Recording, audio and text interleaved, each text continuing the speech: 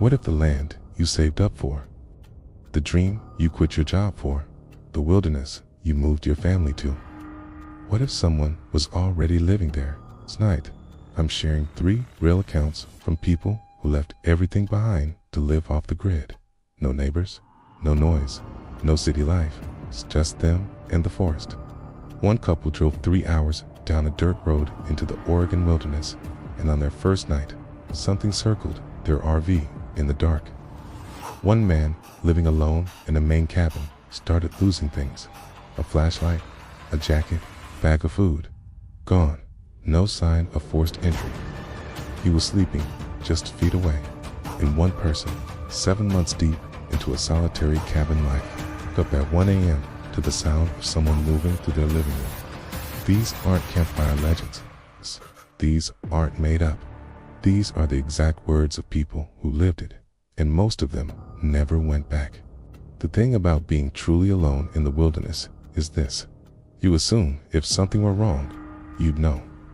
You'd hear it, you'd see it, you'd feel it.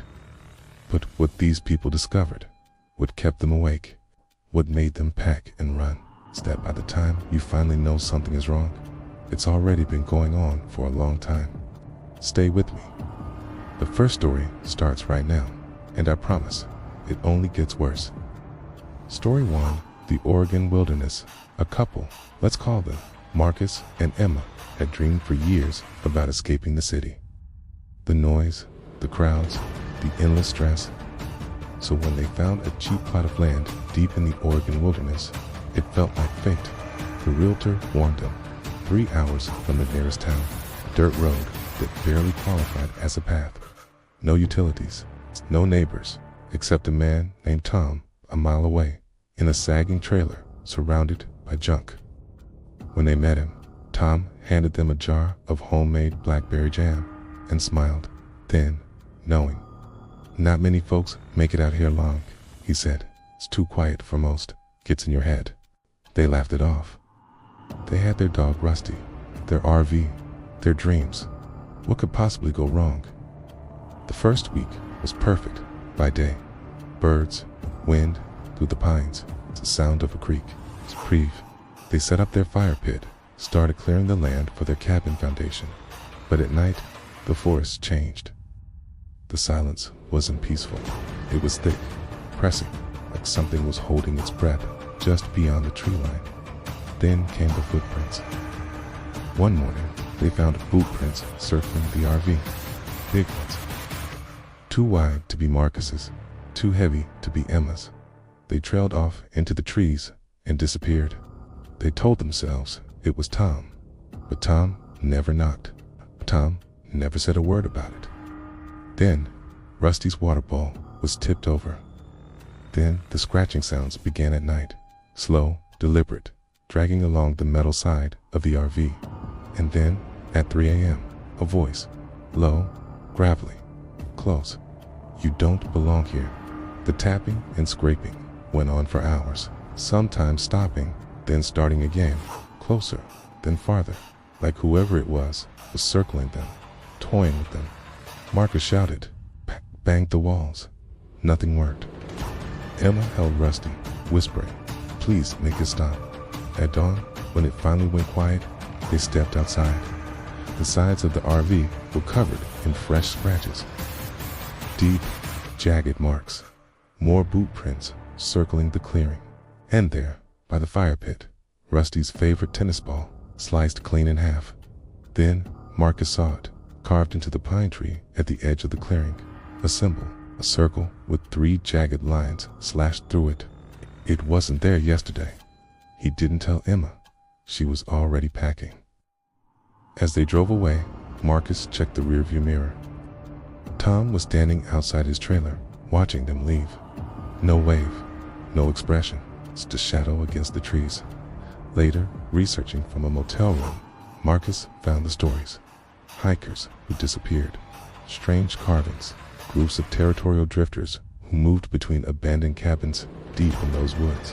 People the police rarely looked for. He found one post from a couple who'd left their homestead after the same kind of scratches. The same voices in the night. The RV is still out there.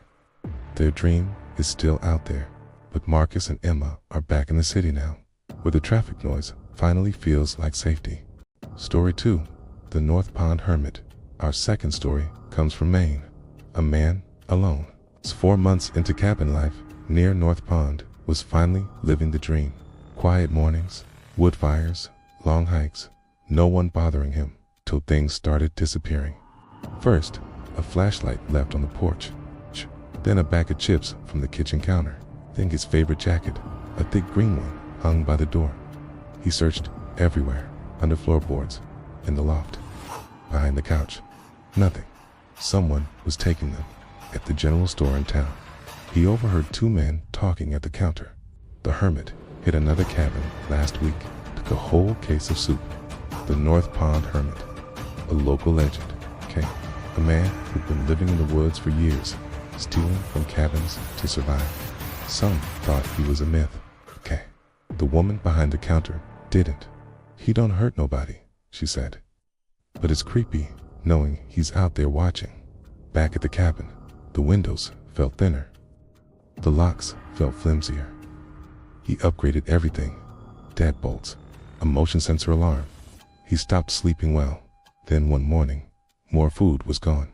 Bread, a can of beans. The alarm hadn't gone off. No broken windows. The doors were still locked. He had been just feet from his bed while our narrator slept. So he set a trap. Lights off, sat in the dark living room with a baseball bat across his lap. He left the back door unlocked. Bait, just past 2 a.m. A scrape, boot on the wooden step. The back door creaked open. Figure slipped inside. Then, moving with the quiet grace of someone who had done this 100 times. Long, greasy hair, tattered clothes, okay, patches of duct tape on his pants. He went straight for the pantry, pulled out a can of soup. Stop right there. Beat. The man froze, turned slowly.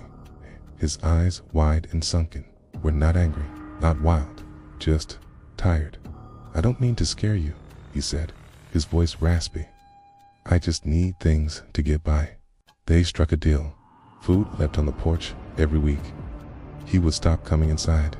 Then, strange truce between 2 people who both wanted to disappear into the same forest.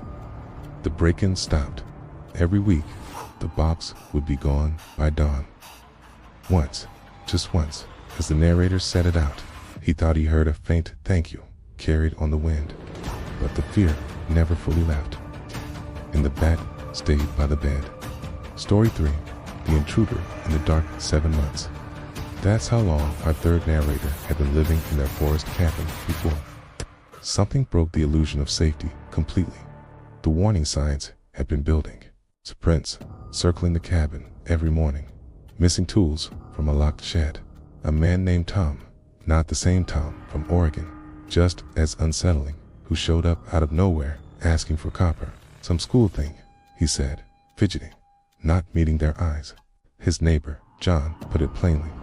Folks out here don't just wander up asking for stuff. Pry marks appeared on the back door, scratches on the window latch, faint, like someone testing it.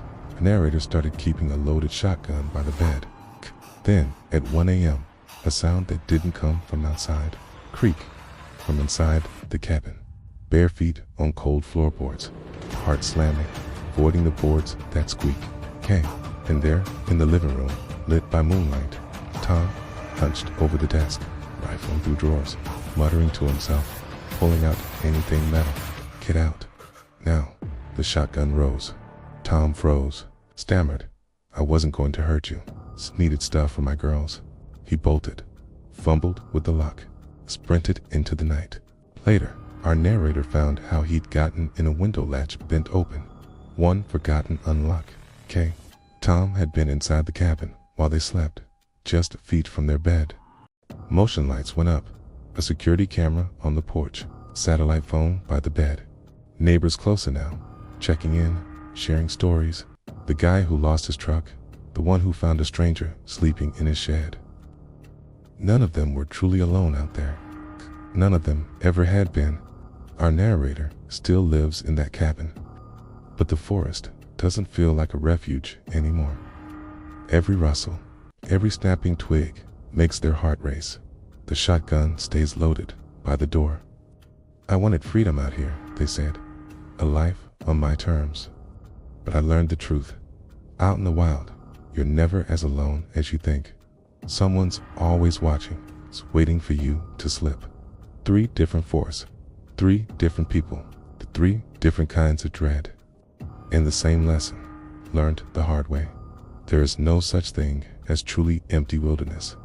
The silence isn't emptiness. It's just the sound of something else listening. If you made it this far, you already know you can't sleep right now. Drop a comment below with the one detail that got to you most. I read every single one. And if you want more true stories from people who disappeared into the wild and found something waiting, hit subscribe. The next one is already coming.